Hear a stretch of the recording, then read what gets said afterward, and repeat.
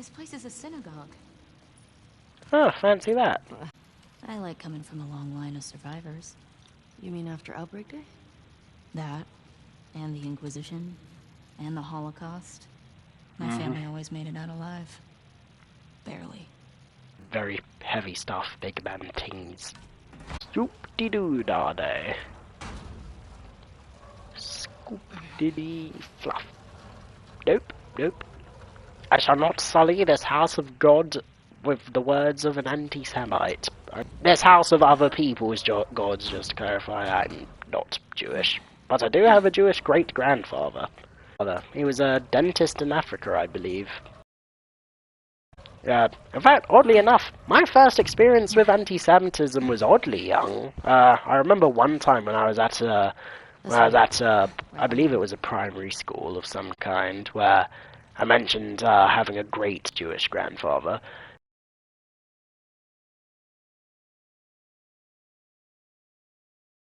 It, but when I did mention it, the other guy I was talking to said, "Oh, is your great grandfather still alive?" And I said no, and he said, "Good." Yeah, like, wow, that was a pretty unexpected place to find out people don't like Jewish people. And I was young back then, so yeah, and he was young. This was from another kid, even. So this is the Torah.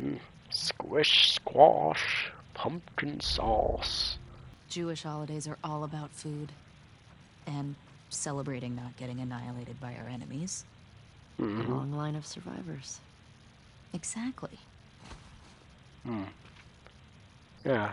Actually, that reminds me of something Jacob Geller said. Some sort of Jewish prayer he mentioned. He's a Jewish YouTuber. Much recommend. There's a reason that Purim, Passover, Hanukkah, basically every Jewish holiday can be summed up by the refrain, "They tried to kill us, we survived, let's eat." When he's injured, she says the Birkat Hagomel at his bedside, a Jewish prayer to be said after someone survives a life-threatening situation.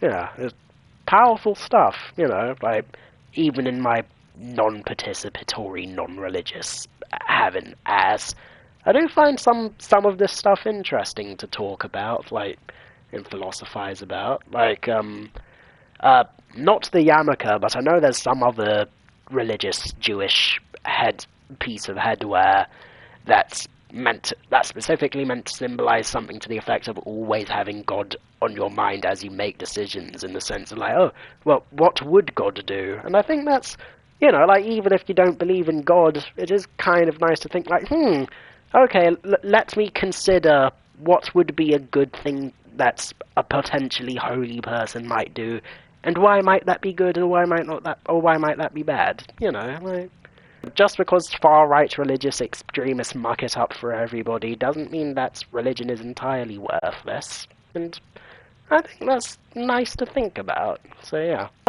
On a related note, you know, more interesting Jewish facts. Cyberpunk Bartending Simulator Valhalla is another game that I've played. Cyberpunk Bartending Simulator, but also a sort of visual novel where you go through the story as a bartender in a cyberpunk, like, semi-dystopia, basically. And one of the, like, android/alien life forms is the Lilim. I believe it's the Lilim. And they actually said in-game how, oh yeah, Lilim, that's actually loosely based on, like, a Jewish folklore sort of creature. So, like, oh, wow, that's nice. That's interesting. I really like sort of like remixes on mythology and spirits and that sort of thing, like for stories. I hear Neil Gaiman is really good with that sort of thing as well. Like, I've seen a bit of Good Omens and it looks pretty good. Haven't caught up. I haven't even watched 5 episodes yet, but yeah, it's good. I should get back to it at some point. And also City of God. No, not City of God. I've seen City of God, but that has nothing to do with anything. I was thinking of American Gods. I meant to say American Gods. City of God is a damn good movie, though, and I highly recommend you watch it. It's a Brazilian or Portuguese... Yes, a Brazilian cinema, or Spanish cinema. thing, and it's set in Rio de Janeiro, and it's based on a real-life story about a journalist man who does journalist things, and the villain is awesome, and I made a video about City of God, which was awesome, even though the camera quality wasn't ideal, but, like, yes! Oh, wow, I really do be talking a lot right now. Wasn't expecting to spend so much time, but, Shalom Jackie, Shalom Dina, let's continue.